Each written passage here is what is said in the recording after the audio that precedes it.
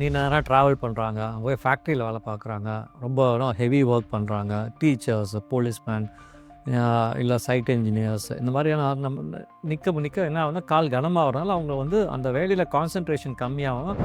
நீண்ட நாள் பல ஆண்டு காலம் இந்த பிரச்சனையை கவனிக்காமல் பல மாதமாக இருக்கிறதுனால காலில் அந்த நீர் தேக்கம் ஏற்படுறதுனால அந்த சதையோட திக்னஸ் நிறைய ஆகிடுது. ஸோ வந்து இன்னும் போக போக போக இன்ஃபெக்ஷன் வரலாம். காலில் அரிப்பு ஏற்படுறதுனால அந்த தோல் கீழே சதையில் இன்ஃபெக்ஷன் வர்றது தான் நம்ம காமனாக செல்லுலைட்டிஸ்ன்னு ஒரு கண்டிஷன் சொல்லுவோம்.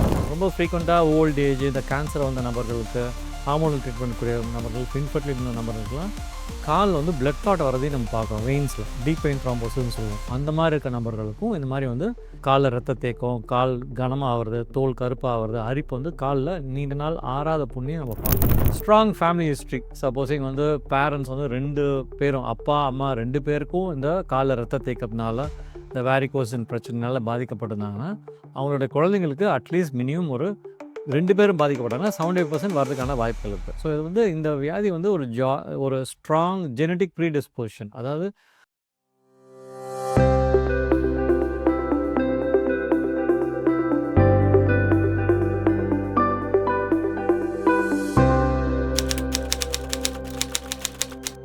Hi, I am doctor Balakumar, senior consultant vascular surgeon.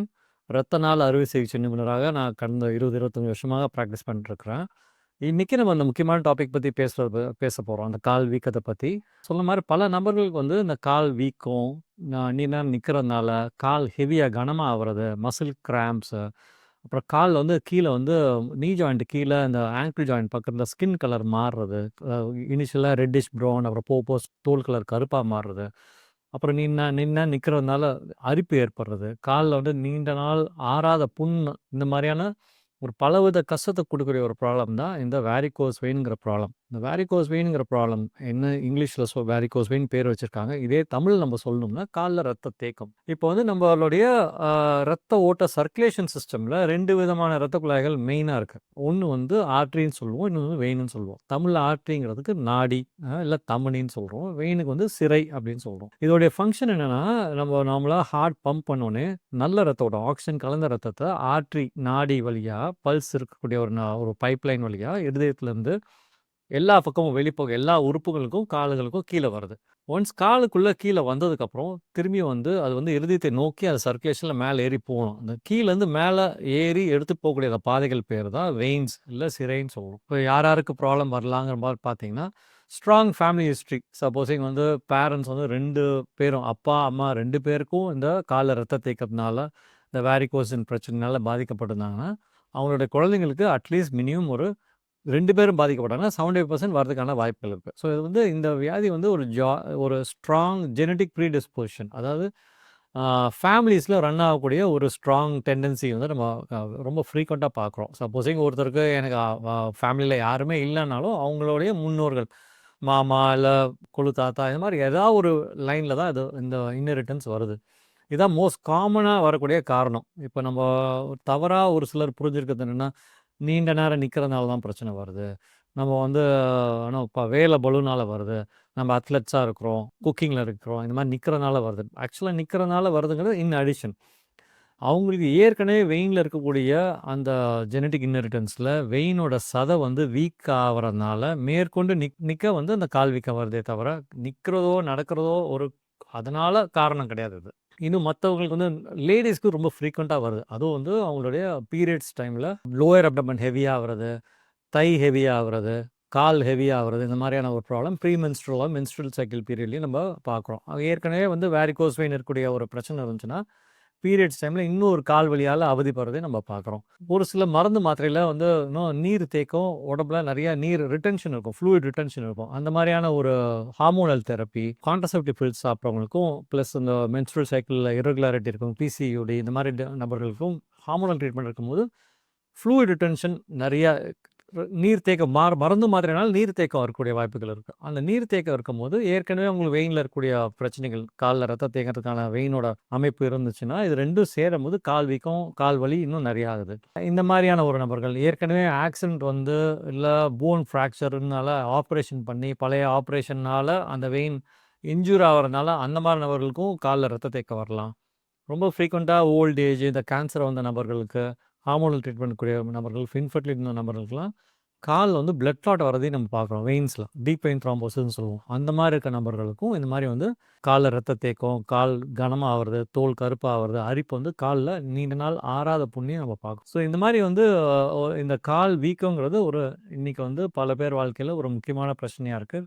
இதெல்லாம் இல்லாமல் ரொம்ப சாதாரணமாக வயதாக வயதாகவே அந்த வெயின்ஸோட அமைப்பும் ஸ்ட்ரென்த்தும் வீக் ஆகிறதுனால நமக்கு ரொம்ப காமனாக பார்க்குறோம்.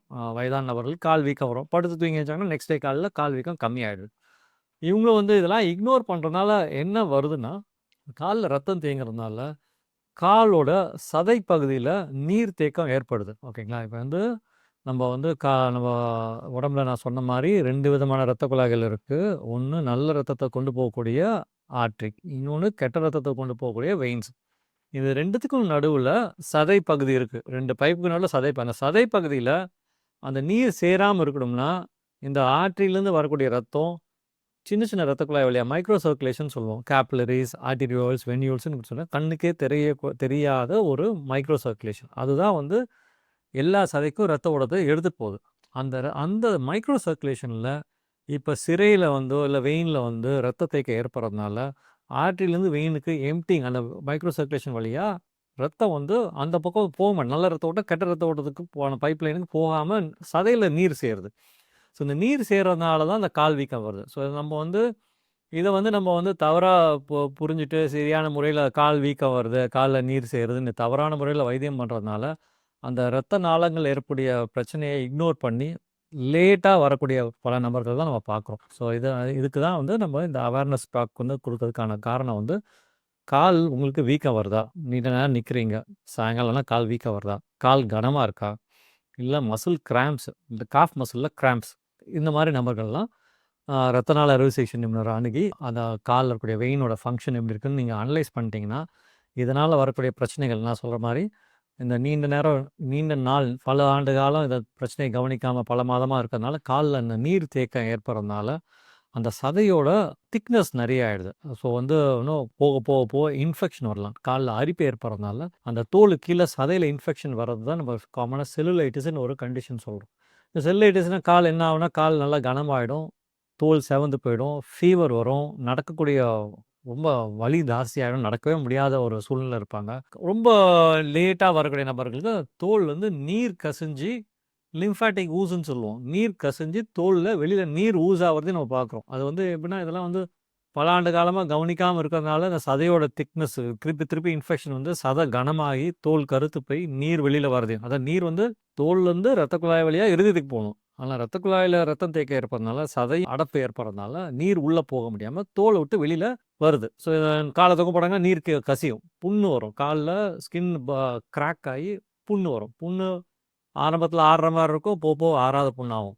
ஸோ இதனால என்னன்னா, பல பேரோட வாழ்வாதாரம் பாதிக்குது. எந்த வேலையும் அவங்க செய்யும்போது கால் வலி, கால் வீக்கம் இருந்தாங்கன்னா, அவங்க கான்சன்ட்ரேட் பண்ணி வேலைய செய்ய முடியாது. இன்க்ளூடிங் சாதாரணமா நம்ம வீட்டு வேலை செய்யக்கூடிய இன்னும் கிச்சன் ஒர்க்கோ, இல்ல டெய்லி ஹவுஸ் ஹோல்ட் ஒர்க் பண்ணுறவங்களுக்கே இந்த பிரச்சனை கால் வலினா, அவங்களால ஃபுல்லா கான்சன்ட்ரேட் பண்ண முடியாது.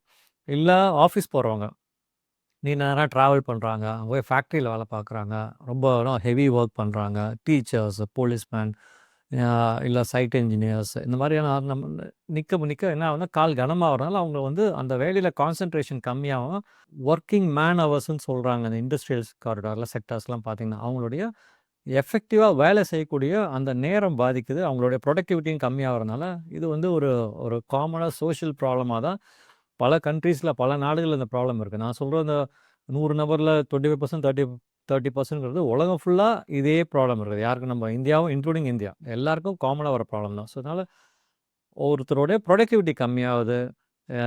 மேபி சின்ன வயசுலேயே ஆரம்பிச்சுன்னா படிக்கிற நேரத்துலேருந்து, வேலைக்கு போகிற நேரத்துலேருந்து, இல்லை லேடீஸ்னால் ஜாப் கோயிங் லேடீஸ்க்கு கால் வீக்கம், கால் வலி, ப்ளஸ் ஹவுஸ் ஹோல்டு ஒர்க் பண்ணுறவங்களுக்கு எல்லாருக்கும் இப்போ காமனாக including volt people post retirement இருக்கிற நபர்களுக்கும் நீண்ட நாளாக கவனிக்காமல் இருந்தால் காலில் புண்ணு வருது, நீர் தேக்கம் ஏற்பட்டு தோலில் நீர் கசிகிறது, கால் வீக்கம், ஹெவினஸ்ஸு, பல பேர் காலில் இன்ஃபெக்ஷன் வந்து செல்லைட்டிஸ்ங்கிற ஒரு வியாதியால் கஷ்டப்படுறாங்க. இந்த மாதிரி காலில் ரத்த தேக்கம் இருக்கிற நபர்கள், வேரிகோஸ் பிரச்சனை இருக்கிற நபர்கள், இவங்களுக்கான என்ன மாதிரியான வைத்திய முறைகள் இருக்குது, என்ன மாதிரியான நேச்சுரல் ரெமடிஸ் இருக்குது, என்ன மாதிரியான அவங்களுக்கு கன்சர்வேட்டிவ் மெஷர்ஸ், எந்த மருந்து மாத்திரை எந்த நேரத்தில் பயன்படுத்தணும், மேற்கொண்டு அது சரியாத பட்சத்தில் என்ன மாதிரியான வைத்தியங்கள் பண்ணணும்.